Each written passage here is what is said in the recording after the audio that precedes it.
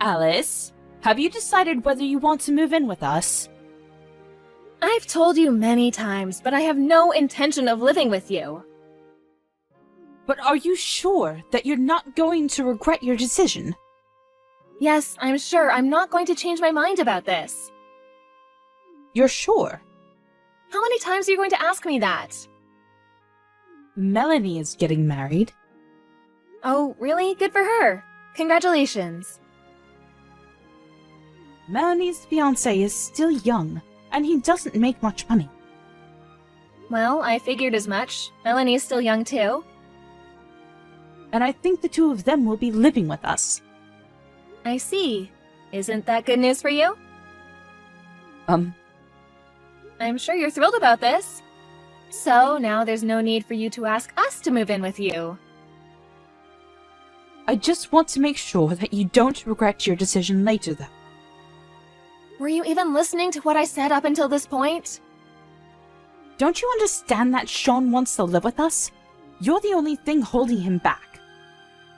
I also miss not having him around the house. Won't you reconsider? Don't you feel bad for keeping Sean from me? What do you want me to say? Sean and I decided together that he'd be moving out of your house when we got married. You're a mother now. You should know how I feel. How can you not sympathize with me here?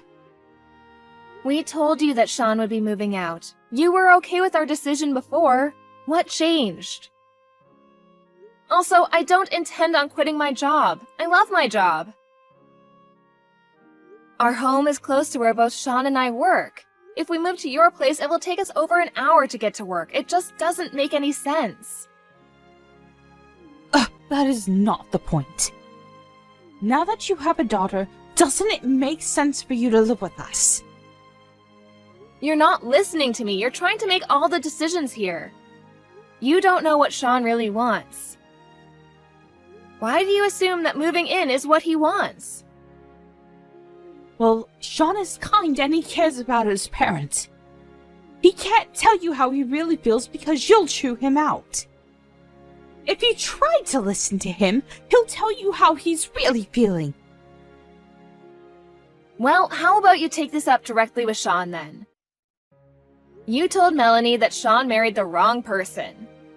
Instead of complaining to Melanie about me, why don't you let Sean know how you really feel about me? I would, but you don't let me see him as much as I want to. If you say yes to living together, everything will work out for the better, I assure you.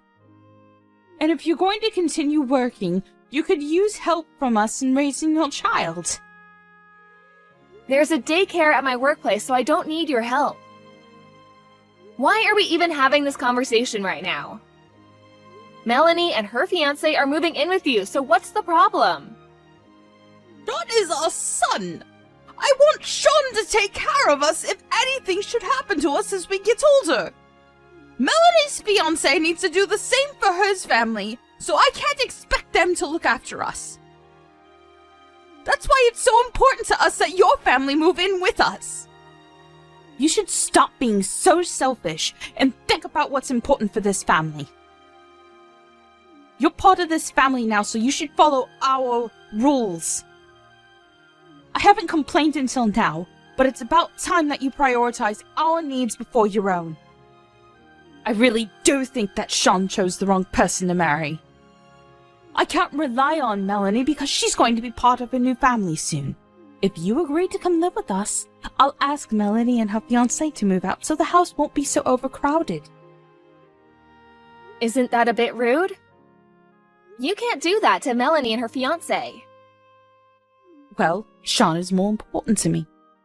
I'm only being nice to you because you're married to my son.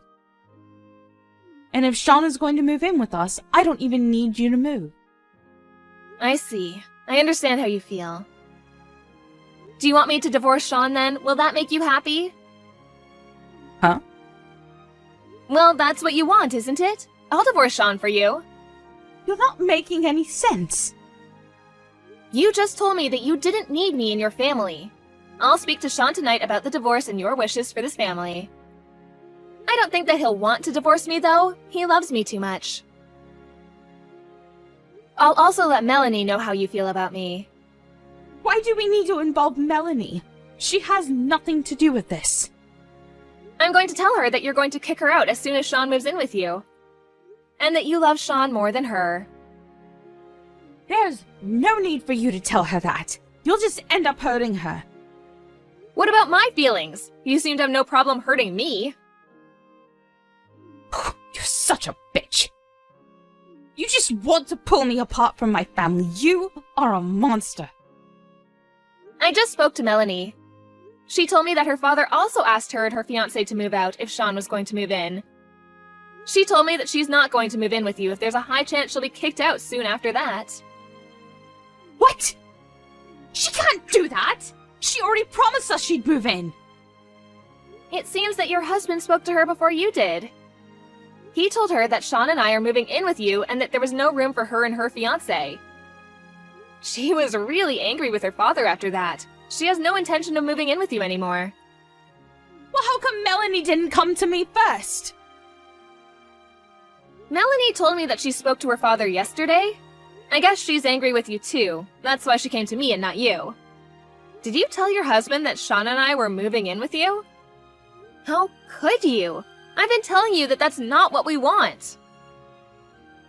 Well, I figured I could persuade Sean to move in. And I knew that I would have to ask Melanie to move out if Sean was moving here. I didn't think she would move out right away, though. And my husband wasn't supposed to say anything to Melanie. It's because you're being selfish and not thinking about what everyone else in this family wants. I'm sure that your husband became impatient with you and decided to let Melanie know what you were really thinking. Melanie already knows that we have no intention of moving in with you. Well, what about what Sean wants? What if he wants to live here with us? He would want to take care of us when we're too old to take care of ourselves. How can you assume that? You don't know anything. I don't think Sean wants to live with you. To be honest, I'm really annoyed that you keep on pestering us to move in with you. That's all you ever talk about. I'm starting to dread even seeing you face to face out of fear that you'll force us to move in with you. Melanie is also fed up with your behavior. She wants nothing to do with you anymore. As for Sean and I, we don't plan to come to see you for some time. We need a break. Melanie would never say that about me. You're just making things up to hurt me. She may be slightly annoyed, which is why she's siding with you now. But she'll come to her senses. I know she will. You said that Sean was more important to you than her behind her back. She was devastated when she found out. I didn't mean it like that. She misunderstood me. I meant to say that Sean is the older one, and as the older brother, he should be responsible for looking after us. Especially since Melanie is marrying into a new family soon. Melanie knows that you've been nagging us to move in with you. She agreed to move in with you in the first place because she felt sorry for Sean and I. She was just trying to protect us. She was really hurt when she found out that you favored Sean over her. I can totally understand why she would feel that way. What do you mean by that? Did you also tell her that I said her fiancé doesn't earn enough money?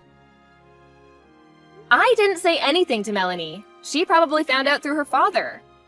She wasn't trying to move in with you to save money. She was just being a good daughter. She was willing to look after you if Sean and I couldn't. She's your daughter. You should have known that Melanie would do something nice like this. She has a kind heart. I didn't mean to hurt Melanie's feelings.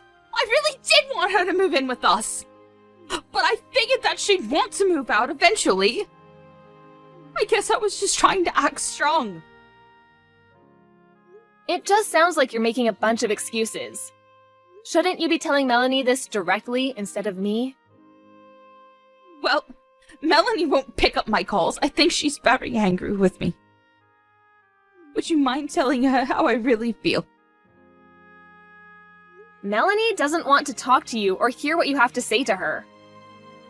I also showed Sean the conversation we've been having over chat up until now.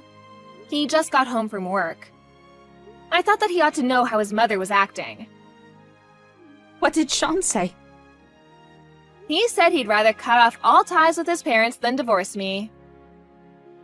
Sean would never do that to us. Sean's my son. You're lying again. He can't abandon us.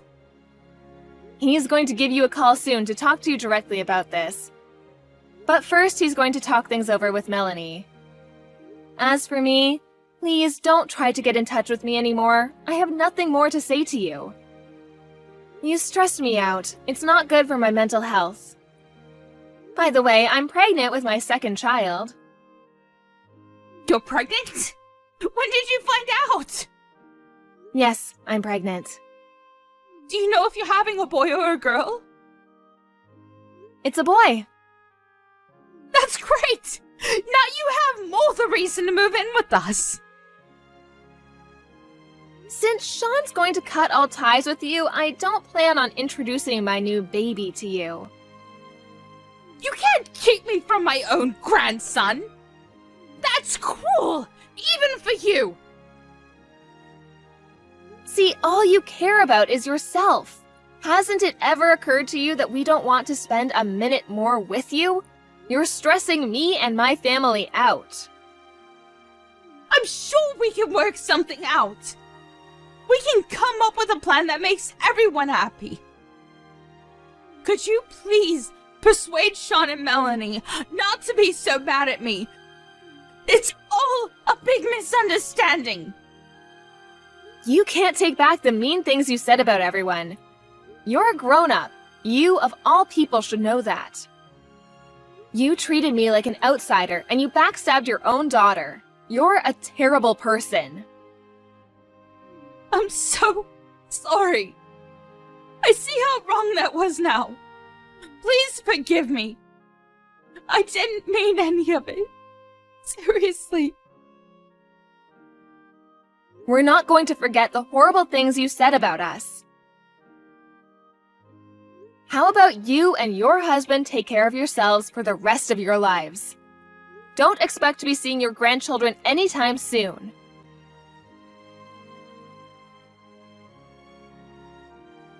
Melanie and Sean talked things over and came to a mutual decision.